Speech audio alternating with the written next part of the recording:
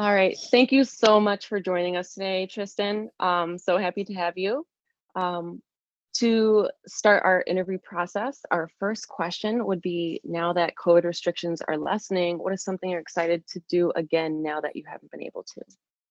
Oh my gosh. Prior to COVID, I actually, for the sake of self-care, went to a Korean spa every month, and I would go there with a few friends, and we would just lounge and just relax for like hours. And so whenever that is kind of feeling safer, I feel like that's going to be a little bit later than even the opening, but when that opens up, I'm down.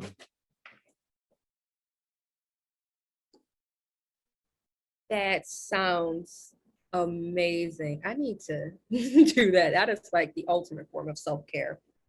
Yeah. Um, uh, have you ever faced discrimination based on your race? And if so, how has that affected you? Oh yeah. Well, um, yeah, it's affected me a lot. I think as an Asian American immigrant man, I think um yeah, in multiple spaces, I've experienced a lot of racism, whether aggressively or like ignorantly, like they didn't know they were doing it, you know? And I think it always, the power dynamics is always super off because people often enter into those spaces thinking that they could say certain things, do certain things without any effect to them. And sometimes I would be so shocked that I wouldn't know what to do, but I'm I'll clap back. Like I'll talk back and let you know, actually what you said is not proper. Like, can you tell me more? Like you need to like explain yourself. And that's my way of trying to re-leveling the dynamics of like, you think you have a scapegoat, I'm not gonna let you go. But that's if I have the energy for it. So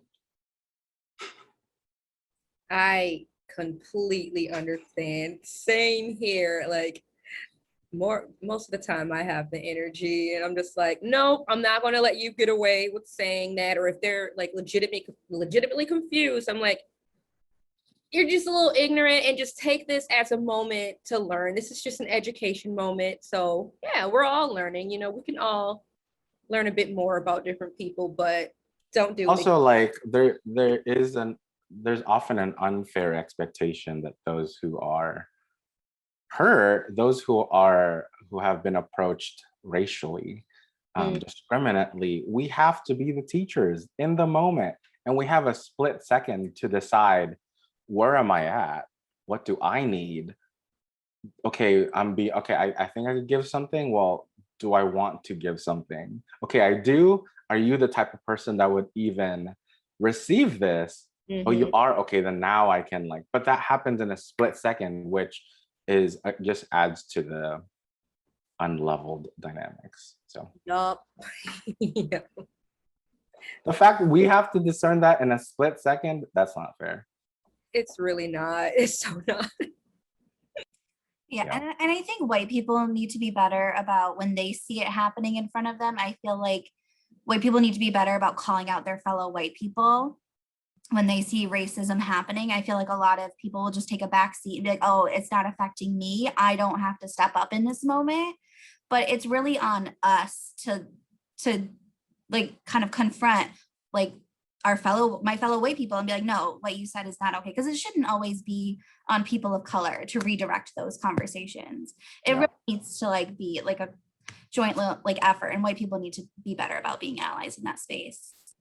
Yeah, and I think, I mean, just to go back to that, I think it takes time to become an ally. Like I get it. Like I would be freaked out too if I saw someone getting confronted, like, or whatever, discriminated against. But I think my encouragement to people who want to become allies or get closer to becoming allies is be curious as to why are you feeling wrong about what you're experiencing or noticing. Take that first step. I think that curiosity of, don't just run away from it, I think you have to stand in it for you. Like a lot of people are like, yeah, I want to be an ally, but then in the moment, like run away. It's like, there like people who are surrounding that situation also has a split-second decision. Like everyone in the vicinity has it. For those who aren't in direct contact, they have to choose, do I stay and how do I stay? Do I remain curious or do I close up?